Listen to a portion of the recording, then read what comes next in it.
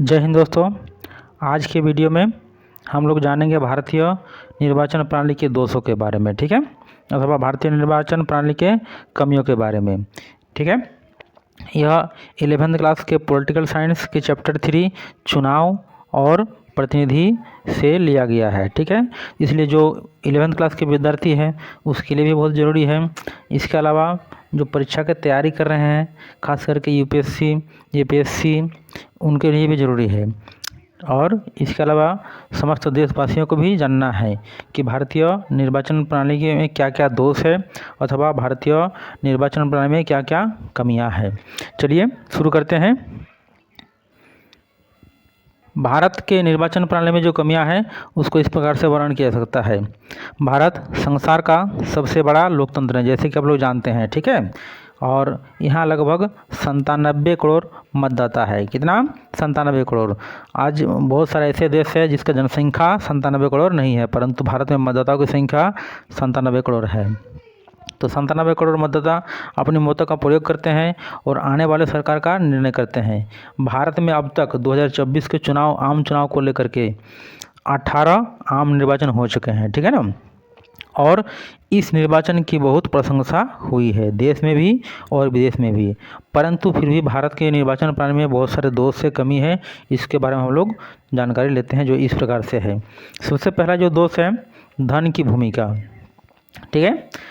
भारतीय निर्वाचन में धन के अंधाधुंध प्रयोग में भारत की राजनीति को काफ़ी भ्रष्ट कर दिया है।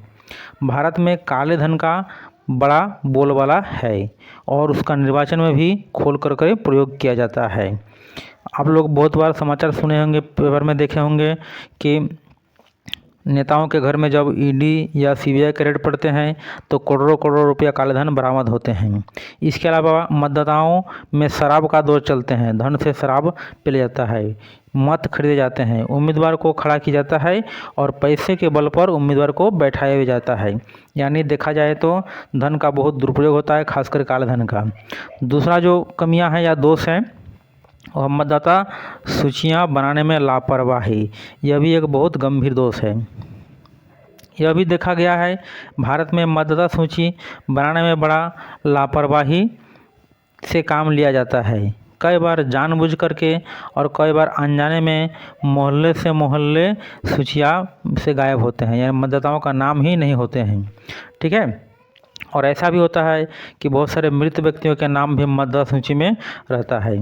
मतदाता सूचियाँ अधिकतर राज्य सरकार के कर्मचारी द्वारा बनाए जाते हैं, जिसे यह फिजूल का काम समझते हैं। यानी राज्य सरकार के कर्मचारी मतदाता सूची बनाने में बहुत हिचकिचाते हैं, फिजूल काम समझते हैं और कभी कभी अनजाने में, कभी कभी जानबूझ करके उसमें गलतियां करते हैं।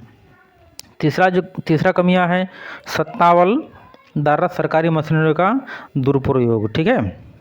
यह भी देखा गया है निर्वाचन के समय सत्ता दल के मंत्री सरकारी शक्तियों, सुविधाओं का दुरुपयोग करते हैं।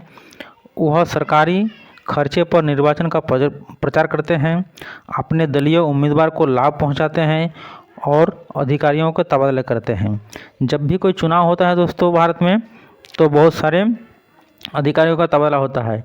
CO, BDO, DC, SP, DDC आदि जो बड़े बड़े रैंक के ऑफिसर होते हैं, सारे के सारे तबादले किए जाते हैं। तो इस तरह से सरकारी मशीनरी का दुरुपयोग होता है।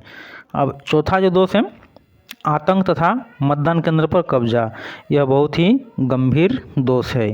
पिछले कुछ वर्षों से निर्वाचनों के दौरान यह भी देखने को मिला है कि अपराधी वृत्ति उम्मीदवारों में मतदाताओं में आतंक फैलाया, ठीक है, उम्मीदवारों ने, और मतदान केंद्र तक उसे जाने नहीं दिया। उसको डराया गया, धमकाया गया, उससे मत छीना गया। निर्वाचन अधिकारी को डरा धमका कर भी मतदान केंद्र पर कब्जा किया गया और अपने दल के और अपने पक्ष में मतदान कराया गया। तो यह भी एक बहुत बड़ा दोष है, ठीक है।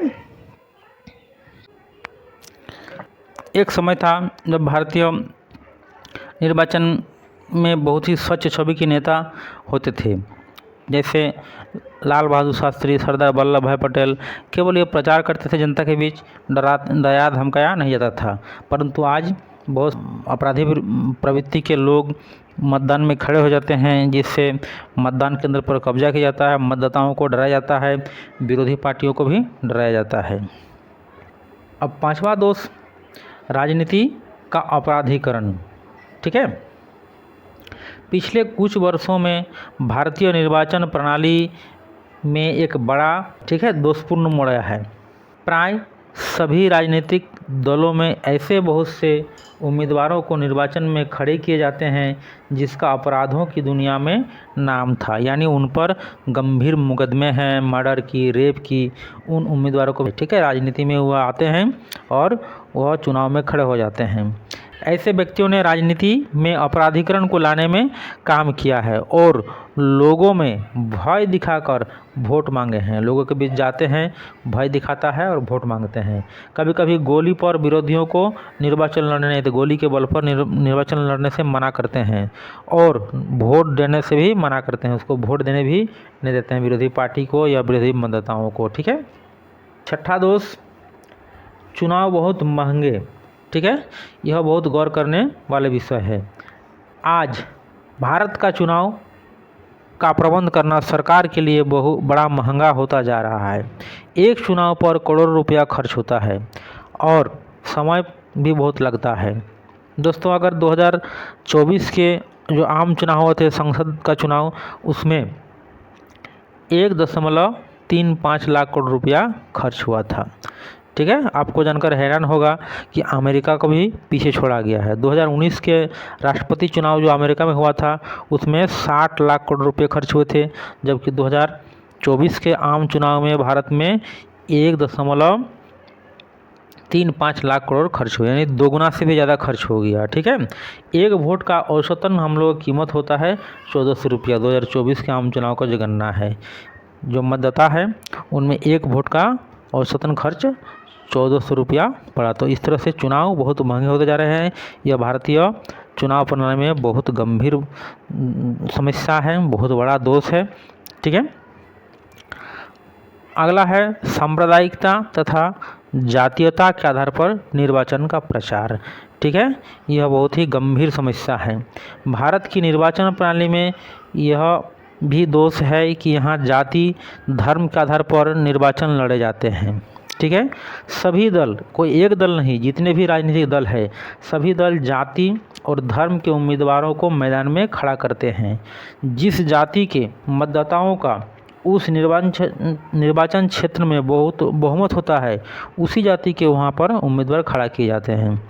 यानी कहने का मतलब है, जो क्षेत्र मुस्लिम बहुल है वह मुसलमान किया जाएगा, जो क्षेत्र में यादव वोट ज़्यादा है वहाँ पर यादव खड़ा किया जाएगा, जिस क्षेत्र में सिंह वोटर ज़्यादा है वहाँ सिंह खड़ा किया जाएगा। इस तरह से सांप्रदायिकता और जातीयता के आधार पर भी निर्वाचन आजकल भारतीय लोकतंत्र के लिए बहुत बड़ा खतरा उत्पन्न कर रहे हैं। अब अंतिम जो दोष बताने जा रहे हैं, दल तथा उम्मीदवारों की अधिक संख्या। ठीक है, यह भी बहुत ही गंभीर समस्या है। अमेरिका में जो चुनाव होता है मात्र 2 दल होते हैं, आप लोग जानते हैं। रूस में 1 दल होते हैं, चीन में 1 दल होते हैं। ठीक है, परंतु भारत एक ऐसा देश है यहाँ राजनीतिक दलों की संख्या बहुत अधिक होते हैं। ठीक है ना, और सभी दल चुनाव में अपना अपना उम्मीदवार खड़े करते हैं, है ना, यानी सभी दल चुनाव लड़ते हैं। इसके अतिरिक्त भारत में निर्दलीय उम्मीदवारों की संख्या भी बहुत होता है। इस तरह से एक निर्वाचन क्षेत्र में, चाहे लोकसभा का हो या विधानसभा का हो, कभी कभी ऐसा देखा जाता है कि 30-32 उम्मीदवार खड़े हो जाते हैं। तो इस तरह से दल और उम्मीदवार की संख्या अधिक होती है। तो यह भी भारतीय निर्वाचन प्रणाली का एक दोष है। ठीक है ना, यदि वीडियो अच्छा लगे तो लाइक कर दीजिए, है ना, और चैनल को सब्सक्राइब कीजिए, दोस्तों में शेयर कीजिए